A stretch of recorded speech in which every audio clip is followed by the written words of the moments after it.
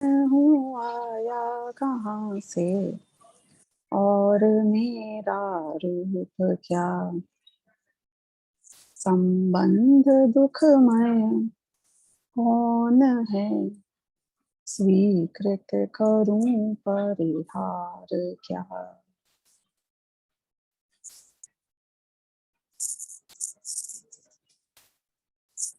आज का जो विषय है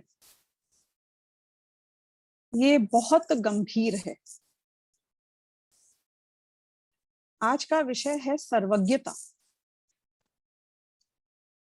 इसे गंभीर मैं इसलिए भी कह रही हूं क्योंकि हम वो छोटे से बच्चे हैं जिसके नन्हे मुन्ने से इतने से हाथ होते हैं। उससे कोई पूछे कि बताना वो वो बिल्डिंग तुमने जो देखी वो कितनी बड़ी थी, वो समुंदर जो तुमने देखा वो कितना बड़ा था, तो वो छोटा सा बच्चा अपने नन्हे मुन्ने से हाथों को यूं फैलाता है, जितने पीछे और ऊपर तक खींच सकते हैं उतना खींचता है उन हाथों को और कहता है कि इतने बड़े थे। इसका मतलब ये है कि जैसे वो एक नन्हा सा बालक उस समुंदर को अपने हाथ से नापने जाए तो उसके लिए ये बहुत आसान काम नहीं है। वो पूरी दुनिया को अपने हाथों से जब नापता है तो समझता है कि इससे ज्यादा बड़ा तो और कुछ हो ही नहीं सकता। ऐसे ही हमारा ज्ञान, हमारा आज का जो ये क्षयोपशम ज्ञान है प्रगट पर्याय में, अभी वर्तमान में हमारा ज्ञान वो नन्हे मुन्ने बालक के हाथों के समान है। और जिस सर्वज्ञता, जिस केवल ज्ञान की आज हम चर्चा करने जा रहे हैं वो समुंदर की तरह, खुले आकाश की तरह अथाह है, बहुत डिफिकल्ट है। मैं दोनों ही बातें बताऊंगी। पहली बात तो ये बताऊंगी कि हम बहुत आसान समझते हैं। हाँ पता है ना, परिभाषा तो आर्या तुम्हें भी आती होगी सर्वज्ञता की। मुझे नहीं लगता यहाँ पे एक भी श्रोता ऐसा होगा जिसे परिभाषा नहीं पता सर्वज्ञता की।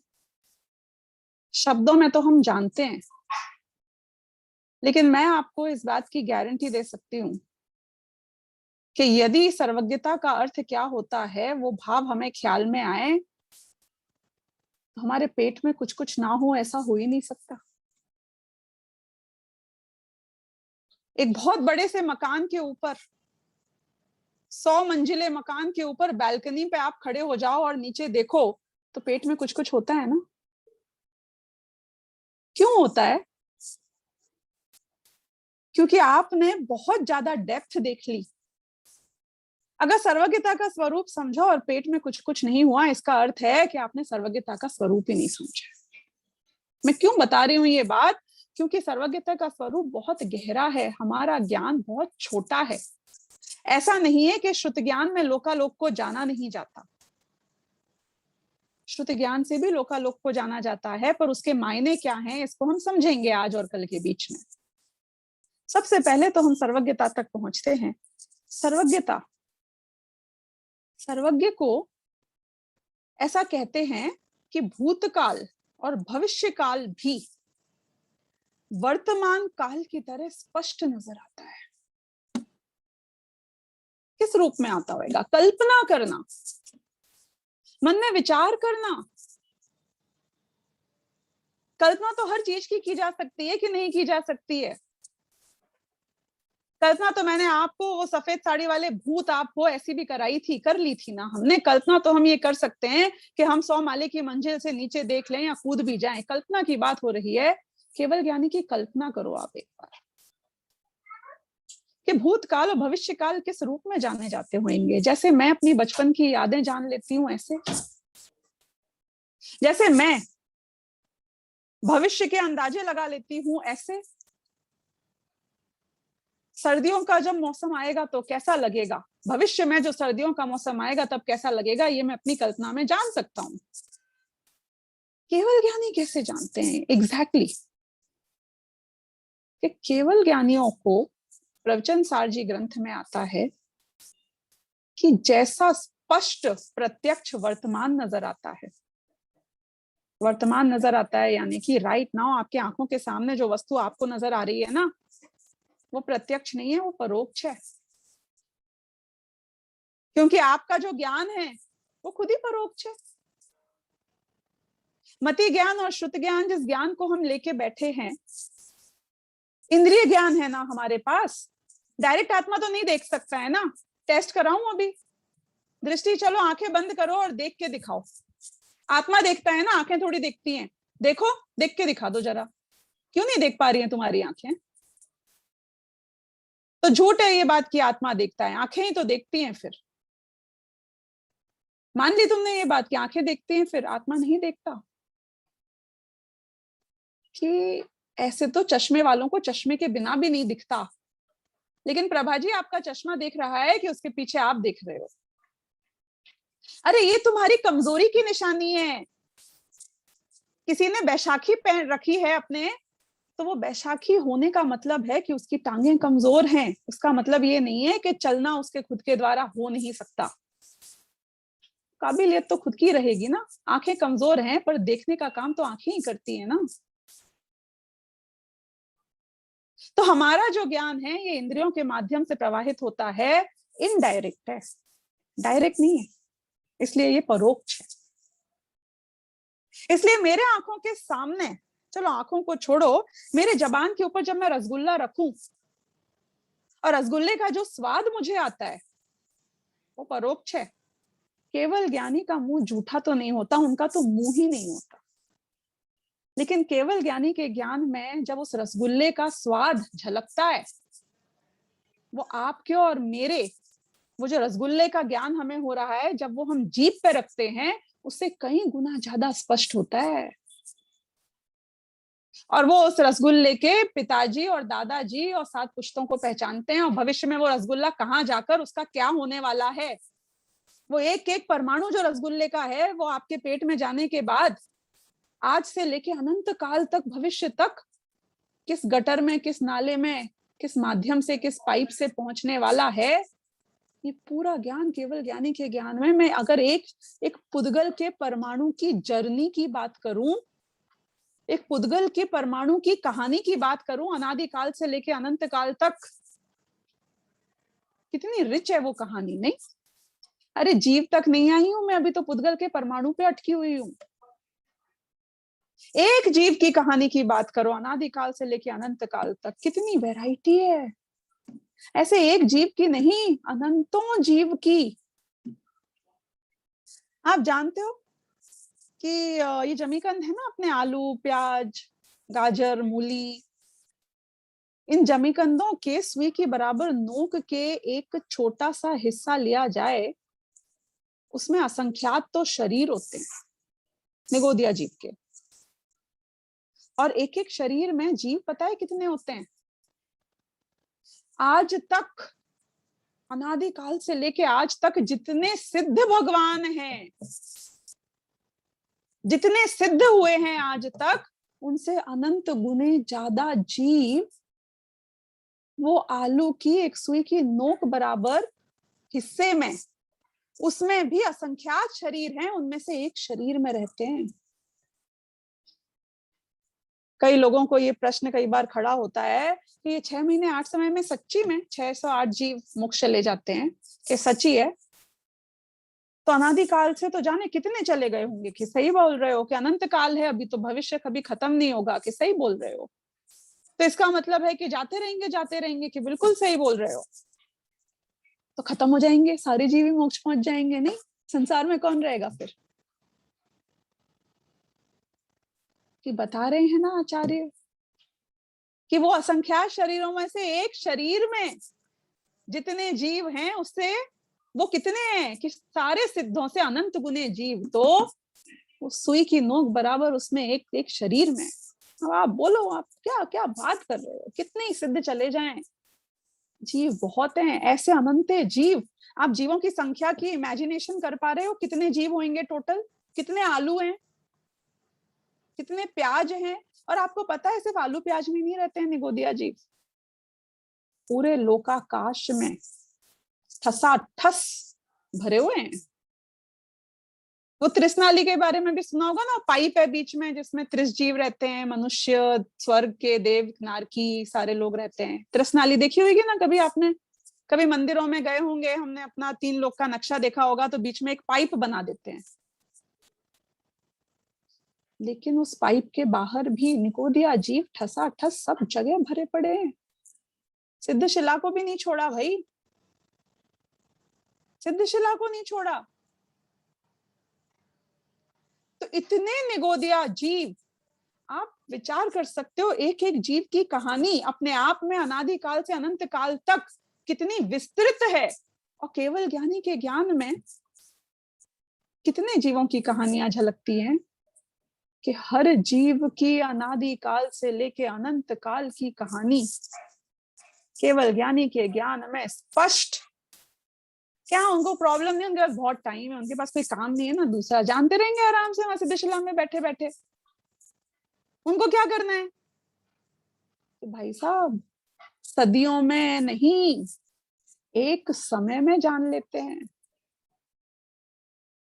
एक समय में जान लेते हैं। चलो एक बात बताओ, कभी फोटो खींची है तुमने? प्रियांशु, फोटो खींचना आती होगी ना? आजकल 5 साल का बच्चा भी बोले फोटो खींचनी नहीं आती है तो झूठ बोलता है। फोटो खींचो तुम, एक पहाड़ पे जाके खूब बढ़िया फोटो खींचो, उस फोटो में पूरी सीनरी, हर पेड़, हर पौधा, हर पत्ता, हर इंसान, हर मकान, सब स्पष्ट आता है कि नहीं आता है एक साथ एक समय में? अरे जब एक कैमरे में इतनी काबिलियत है कि वर्तमान काल के एक शॉट में इतनी सारी चीजों के इतने विशेषों सहित ग्रहण कर सकता है, तो केवल ज्ञानी का ज्ञान एक साथ ग्रहण नहीं कर सकता होगा? तुम्हारी प्रॉब्लम ये है कि तुम नादान बालक हो और तुम अपने हाथों से नापना चाहते हो केवल ज्ञान को। नहीं, हम तो ना जब एक पेड़ देखते हैं तो दूसरा पेड़ नजर नहीं आता, एक आदमी को ध्यान से देखते हैं दूसरा आदमी नजर नहीं आता, जब सबको ऊपर से देखते हैं तो सबको डिटेल में नहीं देख पाते हैं, डिटेल से देखते हैं तो ऊपर से नहीं देख पाते हैं। तुम्हें पता है तुम्हारी क्या प्रॉब्लम है? तुम्हारा जो ये मति ज्ञान नाम का ज्ञान है ना, ये जो इंद्रियों से होता है, ये ना 4 स्टेप प्रोसेस है। 4 स्टेप प्रोसेस है मतलब, अरे भाई साहब पहले तो इसमें दर्शन होता है, समझो ज्ञान होने से पहले पहले तैयारी होती है जानने की, फिर उसके बाद में अवग्रह होता है, फिर उसके बाद में ईहा होता है, फिर उसके बाद में अवाय होता है। तब तो हमारी मोटी बुद्धि में समझ में आता है कि सामने हो क्या रहा है। और थोड़ा सा आगे निकल जाओ, मतलब हमारे जैसे लोगों की तो धारणा भी नहीं हो पाती है, लेकिन थोड़े बहुत होशियार लोग हैं तो थोड़ी बहुत धारणा उनकी रह जाती है। कितना मतलब, हम तो जब तक जान पाते हैं ना तब तक तो हमारा वर्तमान भूतकाल में बदल गया होता है, नहीं? जिस सेकंड में हम बोलते हैं ना, मैं आपसे पूछूं चलो मुझे समय बताओ, मैं आपको झूठा सिद्ध करूंगी, एग्जैक्टली क्या टाइम हो रहा है सेकंड्स के साथ बताना। 2:45 और कितने सेकंड? बोलो बोलो बोलो। जितनी देर में आप बोलोगे ना उतनी देर में वो भूतकाल हो जाएगा। मतलब कितनी स्लो प्रोसेसिंग है हमारी, हम जाने कौन से आदम बाबा के जमाने के कंप्यूटर है, नहीं? एक सीन के बाद दूसरा सीन आने में सदियां बीत जाती हैं। केवल ज्ञानी का काम ऐसे नहीं होता है। बैलगाड़ी के युग के जीव हो तुम, तुम्हें हम सुपरसैनिक जेट का जमाना दिखा रहे हैं, तुमको विश्वास कैसे हो जाएगा कि कोई चीज उड़ती भी है क्या? टोडरमल जी के जमाने में हम बात करते, जहां एक जयपुर से लेके मूडबिद्री तक जाने में कितने कालू राम और वो 2 या 3 जन की तो मृत्यु हो गई रास्ते में, साल भर लग गया, 2-3 साल तक फंडिंग करानी पड़ी इतने लोगों की। मतलब आपको यदि ऐसी बातें करें तो आपको विश्वास नहीं होता कि ऐसा भी जमाना था। और उन लोगों से बात करें आज के जमाने की कि जयपुर से मूडबिद्री आप तो 1.5 घंटे में पहुंच जाओगे, और प्राइवेट जेट हो तो ऐसी ऐसी बातें करें तो विश्वास नहीं होगा ना। ऐसे ही हमारे जैसे बैलगाड़ी के युग के लोगों से केवल ज्ञान की बात करते हैं, हमें विश्वास नहीं होता है। पर तू एक बात समझना, अपने ज्ञान में ओवर कॉन्फिडेंस में मत आ जाना। इसलिए यदि आप देखें सामान्य जगत में भी ऐसा कहा जाता है कि जब तक विनय नहीं होगी तब तक ज्ञान ग्रहण नहीं हो सकता। ये विनय क्यों चाहिए? क्योंकि हम में से 99% लोग तो हमें सब पता है, हम तो सिर्फ ये देखने आ रहे हैं कि सामने वाले में दम है कि नहीं है जो समझाने की कोशिश कर रहा है। हमें तो पता है सर्वज्ञता की बात बताएंगे ये, हम सुना दें, आप बोलो, हम ही बता देंगे सर्वज्ञता क्या होती है। ऐसा हम शास्त्र लेके बैठते हैं, हमें सब पता है। होता क्या है कि हमारा दिमाग का फिल्टर जब ये मान लेता है कि हमें सब पता है तो वो नया ग्रहण नहीं कर पाता है। फिल्टर भी हो ना, यदि उसमें कुछ अटका हुआ हो तो पानी छनेगा नहीं, है ना। अपने दिमाग में इतना कचरा अटका हुआ है कि जो जिनवाणी हमसे बात कहती है वो घुस ही नहीं पाती है अंदर तक, क्योंकि हमें तो सब पता है ना। मैं इस चीज के लिए ये बोल रही हूं कि विनय के बिना, इस विश्वास के बिना, इस हम्बलनेस के बिना ऐसा भी पॉसिबल है, मेरे ज्ञान में तो नहीं आता कि ऐसा हो सकता है। तो ये तुम्हारे ज्ञान की प्रॉब्लम है ना। ये किसकी प्रॉब्लम है? ये हमारे ज्ञान की प्रॉब्लम है कि हमारे ज्ञान में समझ नहीं आ रहा है, हमारे ज्ञान में लॉजिक नहीं बैठ रहा है। ये वस्तु व्यवस्था की प्रॉब्लम नहीं है, फैक्ट तो जो है वो है। तुमको अग्नि गर्म नहीं समझ में आती है तो हम क्या करें? हाथ डाल दो, तुम डाल ही रहे हो अनादिकाल से, क्या करें? इतना ही बोल सकते हैं। तो अब केवल ज्ञानी की बात चल रही है। कैसा है ये केवल ज्ञान कि इतने जीवों को,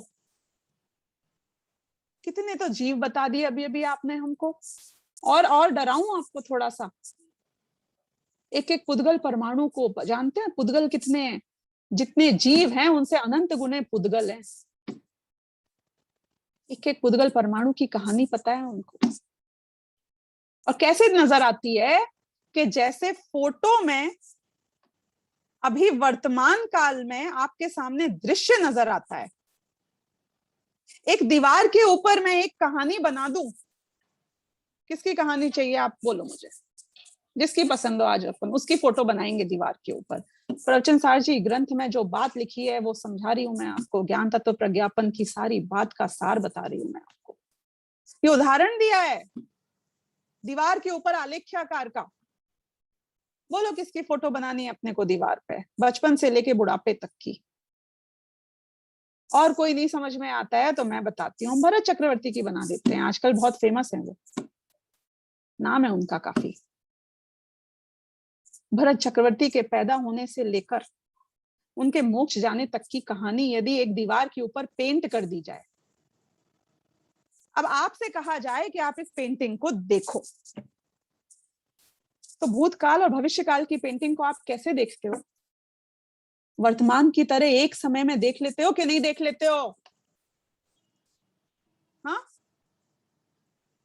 चलो मैं विमला जी आपकी कहानी बनाती हूँ। हाँ, हम एक दीवार के ऊपर आपके जीवन की कहानी लगाते हैं। आप कितने साल की हैं? 45 होंगे आप?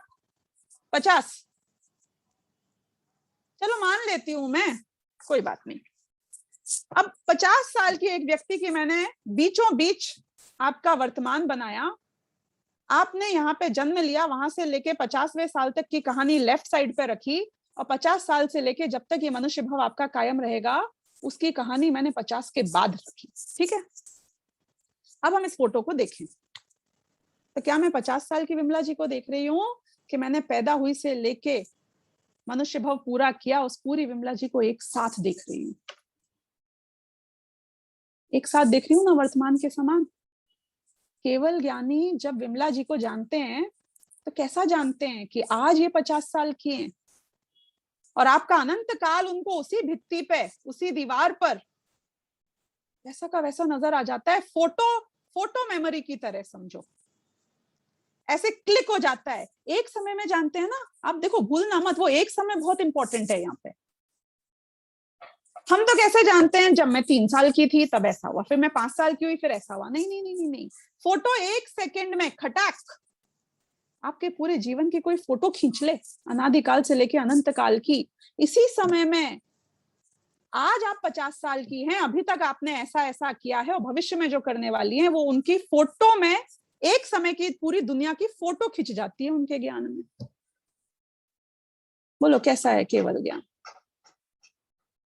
है कि है ऐसा कैसे हो सकता है? जो पर्याय अभी पैदा ही नहीं हुई उसको कोई कैसे जानेगा? हाँ? जो पर्याय का अस्तित्व ही नहीं है उसको कोई कैसे जानेगा? आप बहुत आईना आईना करते रहते हो ना, हम भी आपको बताते हैं आईने में वो दिखता है जो आज है। विमला जी आज आईने के सामने जाएंगी तो 2 साल की विमला जी दिखाएगा वो आईना।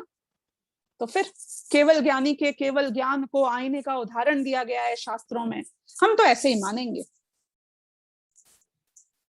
आपको लगता है कि इस पूरी दुनिया में ऐसा कोई उदाहरण हो सकता है जिससे हम केवल ज्ञान का कंपैरिजन पूर्ण रूप से कर सके? यूनिक है केवल ज्ञान। दुनिया में ऐसी कोई वस्तु आज तक बनी नहीं केवल ज्ञान के अलावा जिसका कंपैरिजन केवल ज्ञान से किया जाए। हाँ, मैं आदिनाथ भगवान के केवल ज्ञान से महावीर भगवान के केवल ज्ञान का कंपैरिजन कर सकती हूँ। एक जड़ आईने से एक एक एस्पेक्ट समझा सकते हैं, पूर्ण वस्तु को नहीं समझाया जा सकता। तो वो भूतकाल की पर्याय और भविष्य काल की पर्याय जो बिचारी जिनका अस्तित्व ही नहीं है उनका आकार कैसे झलक गया? ऐसे ही वस्तु का स्वरूप है कि आपको अपना आकार देने के लिए होने की जरूरत नहीं है। मैं बताऊं आपके दिमाग में भी उन वस्तुओं के आकार हैं आज की तारीख में जिनका अस्तित्व ही नहीं है। चलते हैं भूतों के पास, वही सफेद साड़ी वाले होते हैं क्या सच्ची में? हाँ, होते हैं क्या? रात को चले जाओ शमशान घाट पे, ऐसे ऐसे आकार नजर आएंगे, ऐसी ऐसी वस्तुएं नजर आएंगी जो है ही नहीं। अरे वस्तु का ज्ञान होने के लिए उस काल में वस्तु का होना जरूरी नहीं है। जब मैं भूतकाल को मैं अपने ज्ञान से जान लेता हूं तो केवल ज्ञान ही नहीं जान पाएंगे। हाँ, अरे भूतकाल जिसकी पर्याय नष्ट हो चुकी है उसको मैं जान सकती हूँ।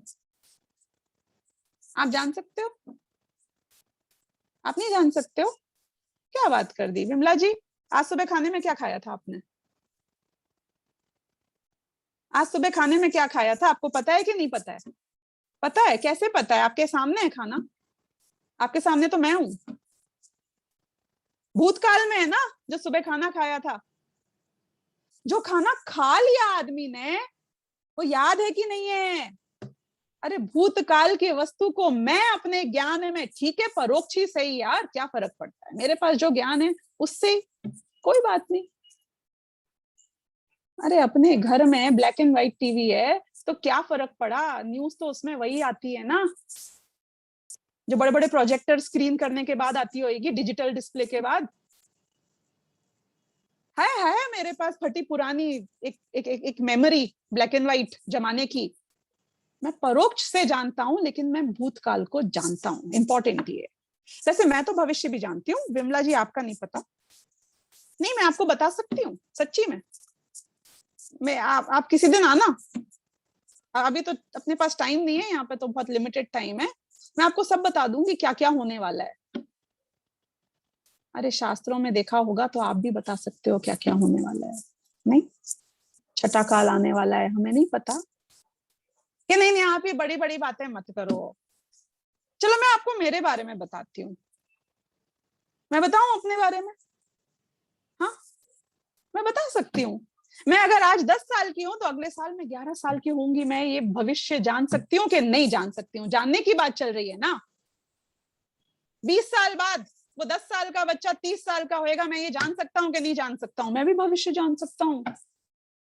मतलब आपको सिर्फ मुझे ये बात यहाँ पे तर्क से सिद्ध करनी है कि जिस पर्याय का अस्तित्व नहीं है उस पर्याय का ज्ञान वर्तमान में हो सकता है। हमको भी होता है, अपने रूप से होता है, लेकिन केवल ज्ञानी को हमारे जैसा कच्चा काम नहीं होता। उनको तो प्रत्यक्ष ज्ञान में भूतकाल भविष्य काल सब स्पष्ट रूप से फोटो की तरह एक समय में झलक जाता है। अब आपको क्या लगता है, बस एक लोकालोक कोई तो जान लिया, इतना ही काम है ना? इतना ही था ना?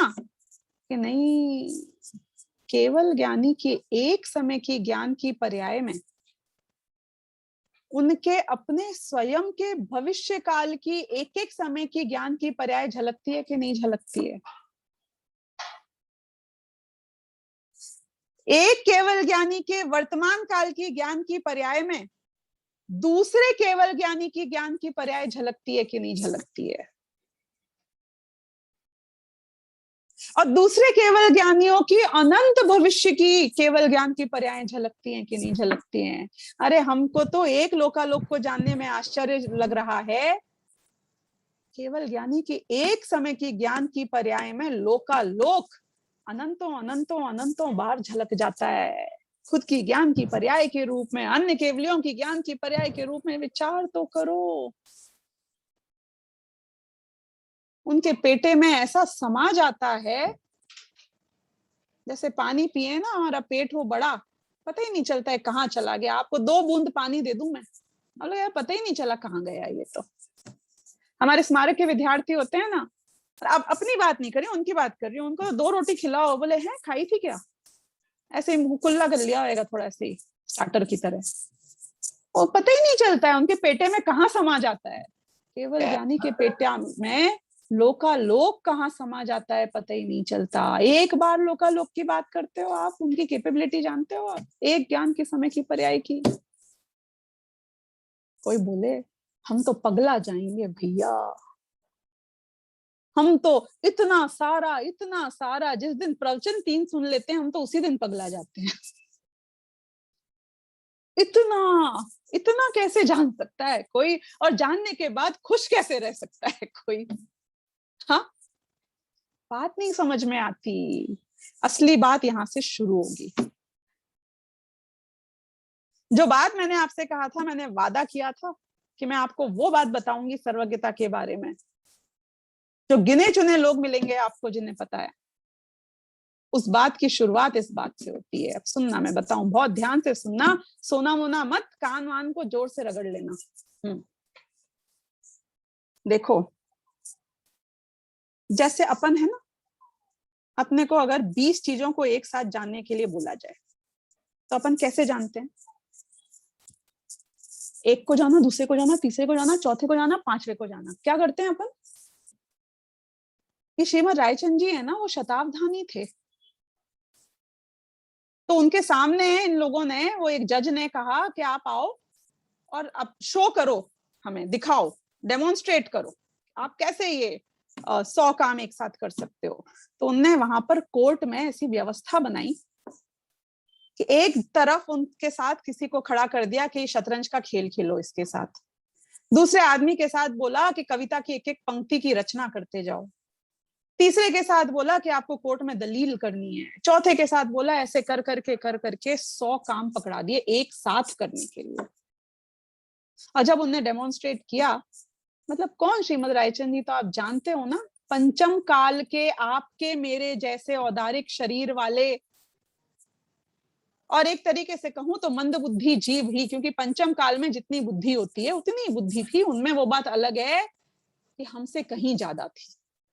मतलब अब मैं अपने बारे में कुछ कहना नहीं चाहती, पर पॉइंट ये है कि वो तो अभी कुछ साल पहले हुए हैं ना, ये कम कोई किसी और युग की, किसी और की बात नहीं कर रहे हैं।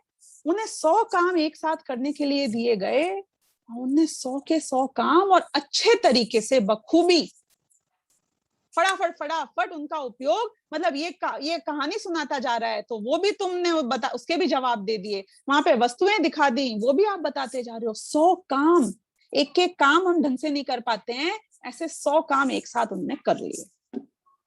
मुझे क्या बताना है वो सुनना।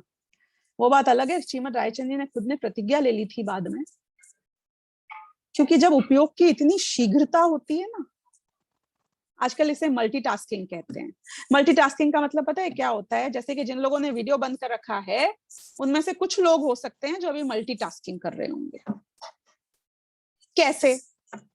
कि कोई शाम के लिए लौकी छील रहा होगा, कोई एक्सरसाइज कर रहा होगा, इसे बोलते हैं मल्टीटास्किंग। मल्टीटास्किंग आपको समझ में आ गया ना? एक साथ 2 4 5 काम निपटा लेना। एक बच्चे को सुला रहा होगा, उसको लोरी भी सुना रहा होगा और ये लोरी भी सुन रहा होगा, सुनते सुनते खुद भी सो जाएगा। मतलब ये मल्टीटास्किंग होती है। और जब हम मल्टीटास्किंग करते हैं तो प्रॉब्लम क्या होती है, और वो प्रॉब्लम श्रीमद रायचंद जी ने भी रियलाइज करी, इसलिए उन्होंने फिर प्रतिज्ञा ले ली।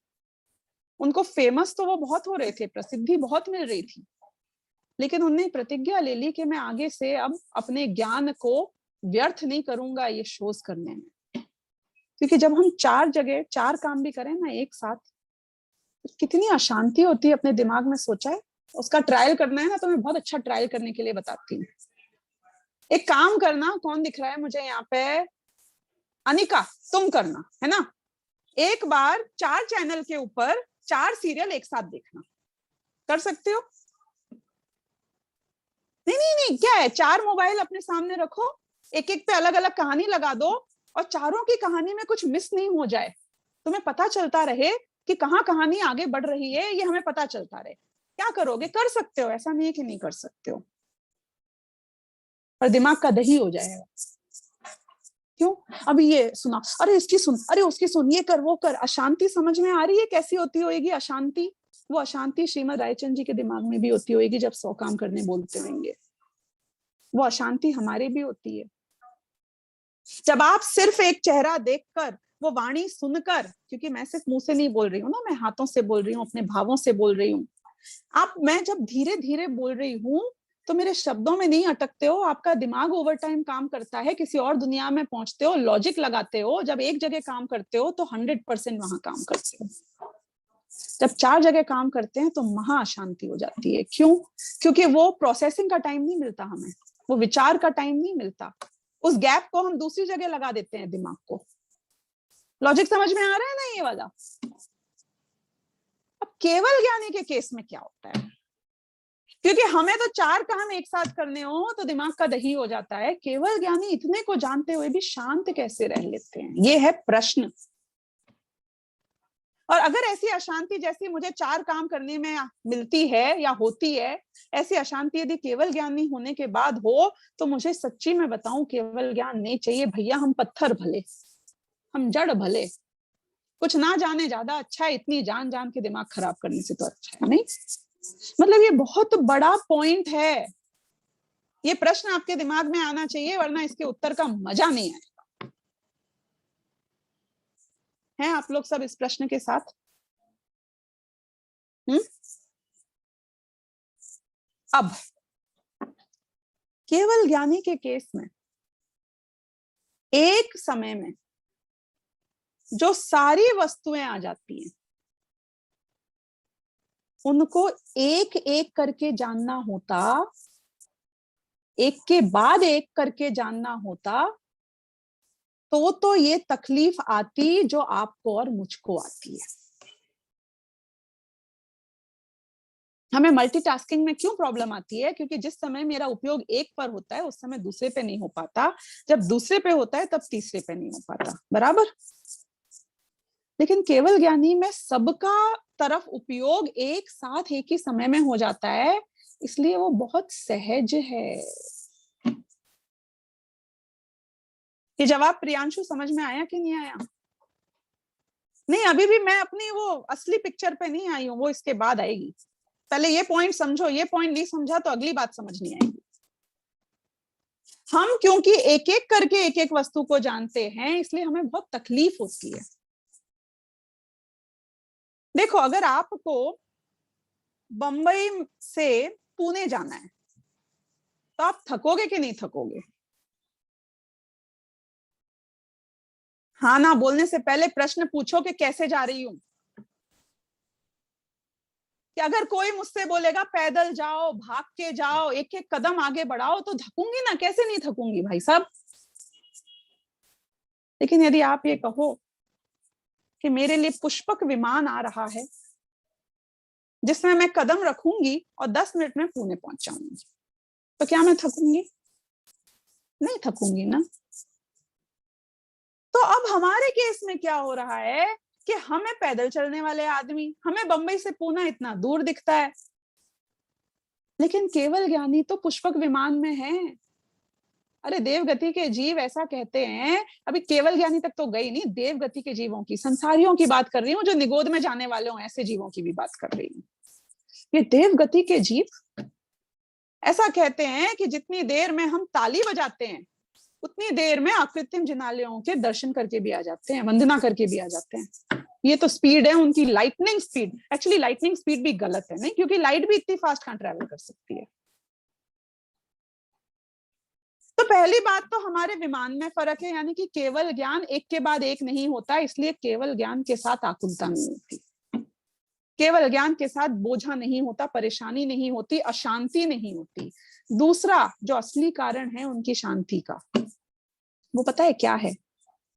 हम जब मिथ्या दृष्टि, रागी द्वेषी जीव, जब हम पर द्रव्य को जानते हैं, तो जानते हैं कैसे जानते हैं? कि समझो मैंने इसको जाना, ये आपको कुछ नजर आ रहा है, एक राउंड सर्कल, समझो मैंने इसको, आपने इसको जाना, मैंने भी इसको जाना, हम सब इसको जान रहे हैं, हम सब अपनी ज्ञान की पर्याय को नहीं जान रहे हैं जिसमें ये झलक रहा है।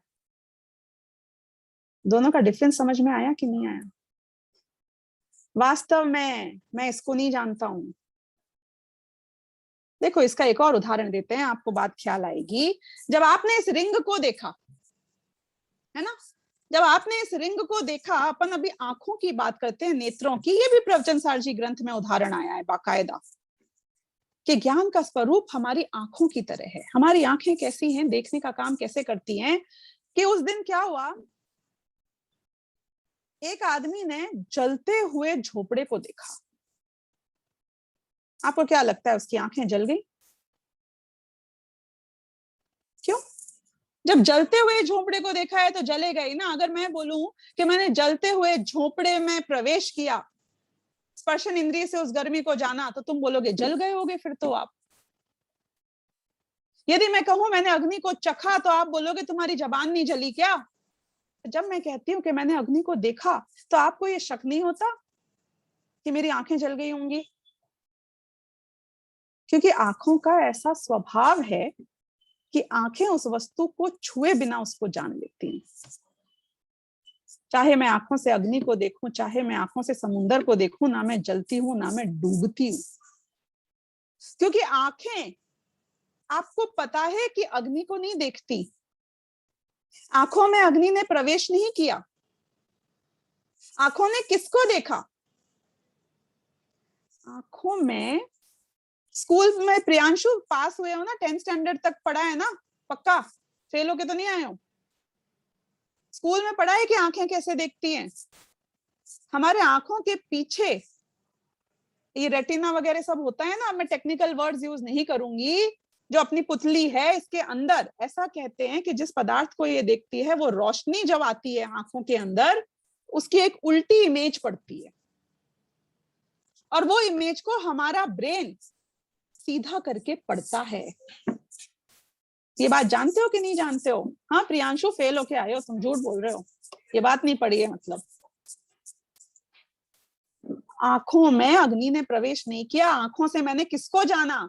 आंखों में जो झलक पड़ी अग्नि की, मैंने वास्तव में उसको जाना। हाँ, समझ में आई कि नहीं आई ये बात? तो जब केवल ज्ञानी लोकालोक को जानते हैं, लोकालोक को जानने के लिए तो बहुत घूमना पड़ता होगा, ट्रैवलिंग जॉब है ये तो।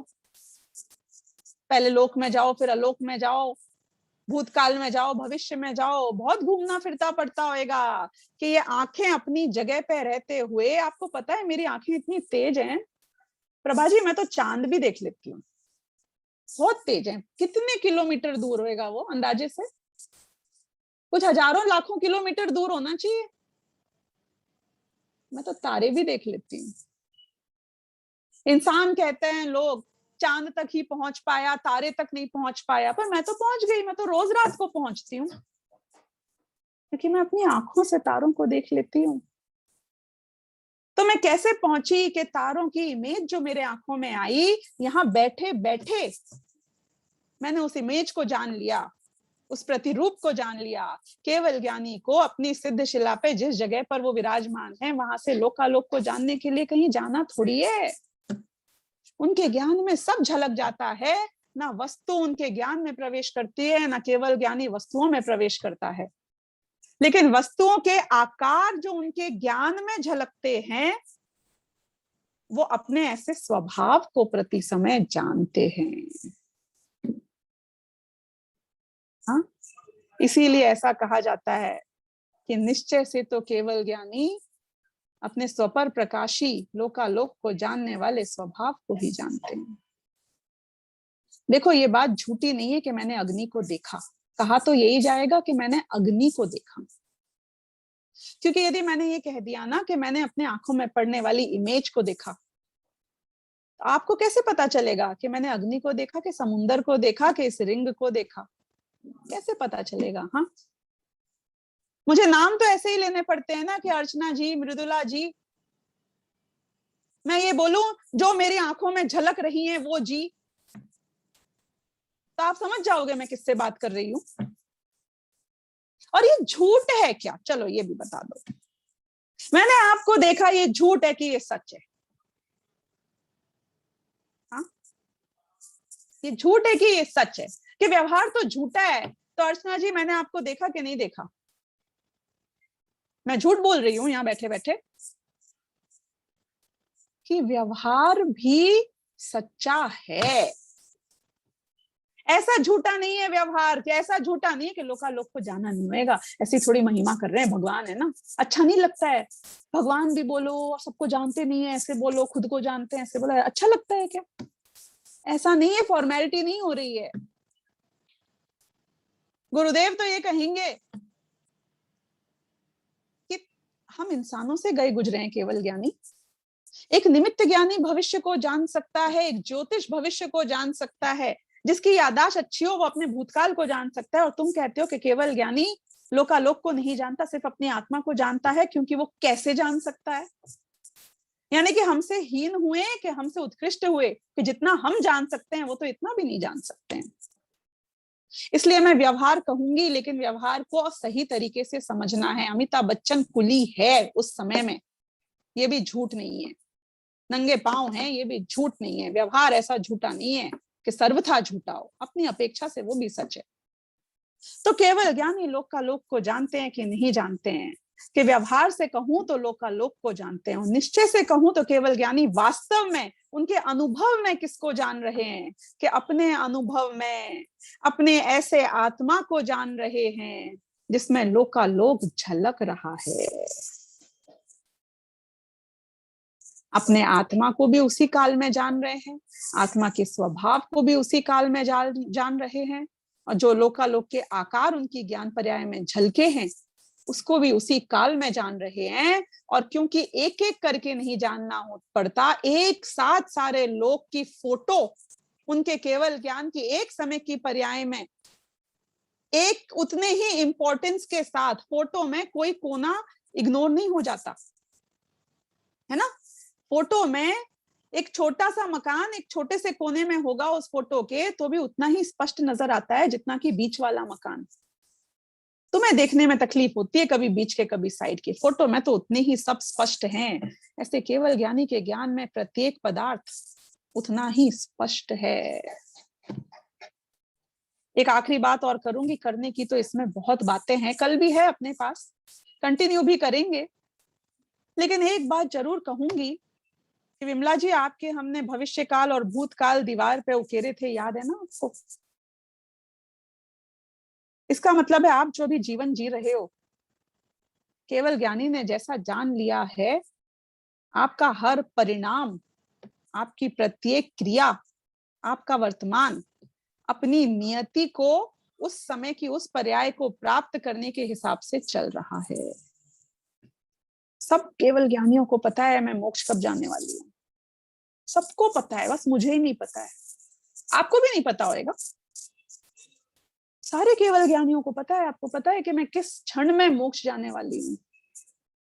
मेरे प्रत्येक समय के परिणाम, मेरे प्रत्येक समय की क्रिया भाव, ये सब उसी तरीके से अपने आप ढलते चले जा रहे हैं जैसा मेरे साथ होने वाला है। अगर मेरे साथ एक्सीडेंट भी होना होगा, यदि मैं बीमार भी पड़नी होंगी, मतलब मेरे साथ जो कुछ भी जैसा भी इस भव में अगले भव में होना है, मैं तो उस समय में उसे देखती हूँ कि अच्छा ऐसा हुआ, जब वो वर्तमान हो जाता है। केवल ज्ञानी ने तो सब जान रखा है। अब किसका बोझा मेरे माथे पर और क्या करना है मुझे? उन्हें पता है हम कहाँ जा रहे हैं, कैसे जा रहे हैं, कब पहुंचेंगे। और हम चाहे चाहें और चाहे ना चाहें, जैसे हैं वैसे रहें तो भी अपने आप उसी ओर चले जाएंगे। ये कुछ और बातें हैं जिसका मैंने आपको वो जो होता है ना आइसबर्ग, उसका टिप दिखाया है। करेंगे हम कल और इसके ऊपर चर्चा आगे जाकर। तो इसी के साथ आज का समय तो पूरा हो गया, तो आज का वक्तव्य पूरा करूंगी। यदि आपके कोई प्रश्न हो तो आप पूछ सकते हैं, और नहीं हो तो आराम कर सकते हैं। हाँ अनिका जी। दीदी मुझे कंफ्यूजन थी कि जैसे आपने बोला था कि अब वो आलू के उस भाग में जितने अनंत सिद्ध हैं, अभी हो रहे हैं या होंगे, सभी उसमें आ जाते हैं, उससे भी कम ही। तो जैसे अनंत काल तक बोलते हैं, तो अनंत काल का हम आइडिया कैसे लगा सकते हैं अनादि अनंत का? वर्तमान का तो वो फिर भी बोल सकते हैं कि उतने जीव ज्यादा है, पर अनादि तो हमें नहीं पता ना, अनादि अनंत। देखो पहली बात तो तुमने थोड़ा सा कंफ्यूजिंग सा बोला, वो मैं थोड़ा क्लैरिफाई कर देती हूँ कि आलू की एक सुई की नोक बराबर हिस्से में असंख्यात शरीर हैं, असंख्यात निगोदिया शरीर हैं, और हर निगोदिया शरीर में आज तक जितने सिद्ध हुए हैं उनसे अनंत गुने जीव उस एक शरीर में है। तो पहले तो ये रेक्टिफाई कर लेना, क्योंकि तुमने थोड़ा सा कंफ्यूजिंग सा बोला था। दूसरा पॉइंट, तुम क्या जानना चाहती हो? भविष्य कितना लंबा है, ये प्रश्न है तुम्हारा। तुम क्या जानना चाहती हो? भूतकाल कितना बड़ा था? क्या जानना है तुमको, बोलो। मैं बोल रही थी कि अब हमें पता तो है नहीं कि कितना बड़ा है ठीक भूतकाल है, और भविष्य काल, तो हम ये कैसे बोल सकते? पर आलू के अंदर जितने जीव हैं वो तो काउंटेड ही है ना, वो चाहे हमें नहीं पता बहुत है, पर वो तो एक लिमिटेड ही होंगे ना। हाँ तो तो हम लिमिटेड ही है ना। मैंने कहा अनलिमिटेड बोला, केवल ज्ञानी के ज्ञान में भी लिमिटेड ही झलके हैं, क्योंकि उनने संख्या बता दी। हाँ, तो यही मैं पूछ रही थी कि जो आलू में तो लिमिटेड जीव हैं, पर जो अब सिद्ध होंगे वो तो अनलिमिटेड है, क्योंकि वो तो पहली बात, काल तो भविष्य किसी के को सिद्धों की नहीं है। बात नहीं है, जो अभी तक भूतकाल में सिद्ध हुए हैं उनकी बात है। तुम तो वहां पे कंफ्यूज हो रही हो। भूतकाल का भी तो कोई स्टार्ट नहीं है ना। तो भी शास्त्रों में ऐसा आता है कि जितना भूतकाल है उससे अनंत गुना ज्यादा भविष्य काल है। तो इसका मतलब कभी स्टार्ट हुआ था, वरना वो लिमिट काउंट कैसे कर सकते हैं हम? तुम नहीं कर सकती हो ना काउंट, तभी तो उसे अनंत कह रहे हैं। अनंत का मतलब पता नहीं, है क्या जैसे होता है? आलू असंख्यात के का मतलब पता है क्या होता है? और उसके कितने भेद होते हैं पता है? असंख्यात और अनंत भेद होते नहीं, हैं। वो नहीं कह रही, पर कुछ लिमिट है, ये बोल रही थी मैं कि जैसे आलू में उतने जीव हैं, वो लिमिट है, उससे ज्यादा नहीं है उसमें। पर अब अनादि की अगर स्टार्ट नहीं हुई, तो हम ये कैसे बता सकते हैं कि इतने भूतकाल के वहां पे सिद्ध हैं? देखो मैं तुम्हें बताऊं, समुन्द्र कितना बड़ा है? वो बच्चे से हम बात करें कि समुन्द्र कितना बड़ा है, लिमिट तो होगी ना समुन्द्र की। अनलिमिटेड नहीं हो सकता है समुन्द्र। लेकिन उससे पूछें कि समुन्द्र कितना बड़ा है, तो वो बोलेगा अनलिमिटेड बड़ा है। अब हमने बोला कि सूरज कितना बड़ा है, तो वो हम कहेंगे कि सूरज समुन्द्र से भी अनलिमिटेड टाइम्स ज्यादा बड़ा है। फैक्ट है कि नहीं है? कितने अर्थ आ सकते हैं सूरज के अंदर? सूरज कितना बड़ा है ना। जो सूरज हम समझते हैं, जितना समझते हैं उसमें, size of the sun and size of earth is very tiny, isn't it? तो समुंदर भी बहुत बड़ा है और सूरज भी बहुत बड़ा है, और सूरज समुंदर से अनंत गुना ज्यादा बड़ा है। हमने आपको बता दी ये बात, क्योंकि ये सत्य है। लेकिन अब आप ये प्रश्न पूछना चाह रहे हो कि लेकिन समुंदर कितना बड़ा है एग्जैक्टली कि अब वो बच्चा को समुंदर कितना बड़ा है ये नहीं जाना जाता। तो हमारे लिए चाहे सिद्धों की बात करो, चाहे भूतकाल के समयों की बात करो, चाहे निगोदिया जीवों की बात करो, इतना समझना हमारे लिए भाव जरूरी है कि इतना है कि कभी खत्म नहीं होएगा। अपने लिए इतना है। समुन्द्र में पानी कितना है कि कितनी बाल्टी निकाल लो कभी खत्म नहीं होएगा। तो अपनी बुद्धि में तो जितना समा सकता है उतना ही समाएगा ना। एक सक्षय अनंत होता है, एक अक्षय अनंत होता है। अब मैं उसकी डिटेल में जा नहीं रही हूँ। जो अक्षय अनंत होता है उसका कभी अंत नहीं आता, जो सक्षय अनंत होता है उसे कहते अनंत है पर उसका अंत आता है। तो ये करणानी योग की विषय की और आगे आगे बातें हैं। 5 साल ध्यान से पढ़ना, मजा आएगा, सबके जवाब मिलेंगे तुमको।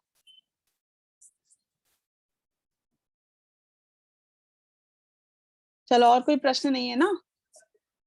बढ़िया।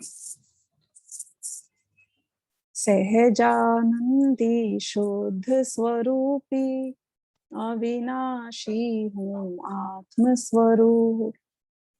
सहजानंदी शुद्ध स्वरूपी अविनाशी हूँ आत्म स्वरूप। सहजानंदी शुद्ध स्वरूपी अविनाशी हूँ आत्म स्वरूप। जावाणी के ज्ञान से सूझे लोकालोक, सोवाणी मस्तक नमो सदा देत हूँ ठोक। नवानम का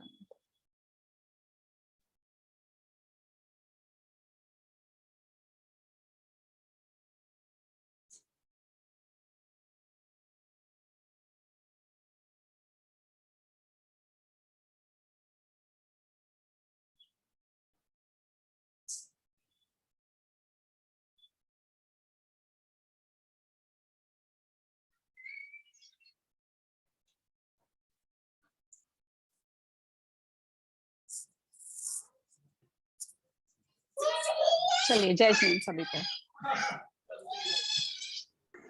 जय जी।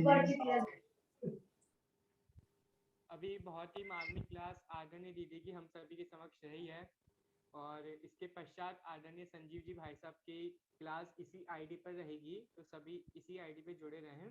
उसके पूर्व हम सभी तत्वास सुध का पाठ करेंगे और यदि आप में से किसी को पाठ करना हो तो अपना रेज हैंड कर दें, यहाँ से अनम्यूट किया जाएगा और स्क्रीन शेयर यहीं से होगी।